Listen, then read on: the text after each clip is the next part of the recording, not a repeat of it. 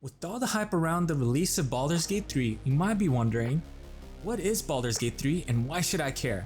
So today I'm going to give you a quick rundown on everything you need to know about Baldur's Gate 3 before jumping in. First of all, Baldur's Gate 3 doesn't continue the story from Baldur's Gate 1 or 2, but it does happen in the same world. And that world is the world of Dungeons and Dragons. The name of the game itself actually comes from a very prevalent city in the D&D world named Baldur's Gate. And while you don't start in the city, the game does take place largely in and around it. Now, the setting being in the world of Dungeons and Dragons plays a really big part in both the gameplay and the story. And that's because the races, the classes, the spells, and even the rules of the game are based off of the 5th edition of Dungeons and Dragons. Now, I know you might be thinking, I've never played Dungeons & Dragons, this game isn't for me at all. But you actually don't have to know anything about Dungeons & Dragons to enjoy the game. In Baldur's Gate 3, you get to create your own character and build your own story. So let's dive a little into character creation. Baldur's Gate 3's character creation system lets you pick from several different races, classes, backgrounds, among lots of other options. Even more than other RPGs, the choices you pick during character creation will vastly change your experience with the game. Each of those choices will give you different bonuses, strengths, and even disadvantages too.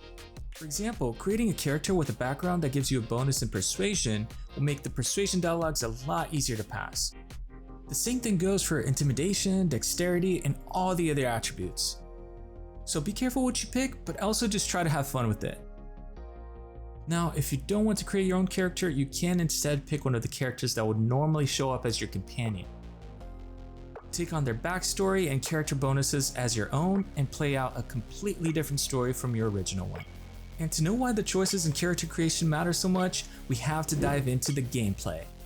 Now, Baldur's Gate 3 is a turn-based role-playing game, but the turn-based part of it only applies to the battles. It's also not just a single-player game. You can actually play with 3 other players online or on the couch next to you. The majority of the adventure is played in a pseudo-isometric camera angle. Unlike other isometric games though, you can freely spin and zoom the camera around to see different parts of the map. During battles, each of the characters take turns moving and or performing actions on objects or other characters. Unlike other RPG games you might be familiar with, like Final Fantasy or Persona, Baldur's Gate 3 uses a system of movement, actions, and spell slots during battle. That means that you can only perform an action like attacking or using magic once per turn, and some spells can only be cast once or twice before you have to go back to your camp and rest to be able to use them again. This of course depends on your class and other special attributes that your character has. Some classes, for example, can perform additional actions in certain situations. But the game isn't all battles. A huge part of the gameplay is the dialogue. During dialogue with other characters, the camera will pan back and forth between different speakers, and then the camera will pan back to your character with a set of choices to pick from whenever it's your turn to talk. And of course, this is very similar to most modern games with story-changing dialogue choices. The spin here though is that some choices you pick will have ability checks.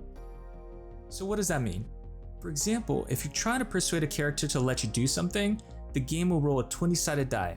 Here's the minimum number you need to get to pass this action, and if your character has special attributes, like an affinity for persuasion, you'll get a bonus added to whatever number you get from that roll. Dice rolls aren't just for dialogue though. Other events like lockpicking a door, for example, will also make you roll a die. That's why how you create your character matters so much in Baldur's Gate 3. So if you're looking for another adventure to dive into and you're into RPGs, I highly recommend playing Baldur's Gate 3. You'll be able to build your character completely from scratch or pick one of the pre-built characters to play as. Either way, however you choose to start Baldur's Gate, you'll have a completely different adventure filled with game-changing choices and fun battles along the way.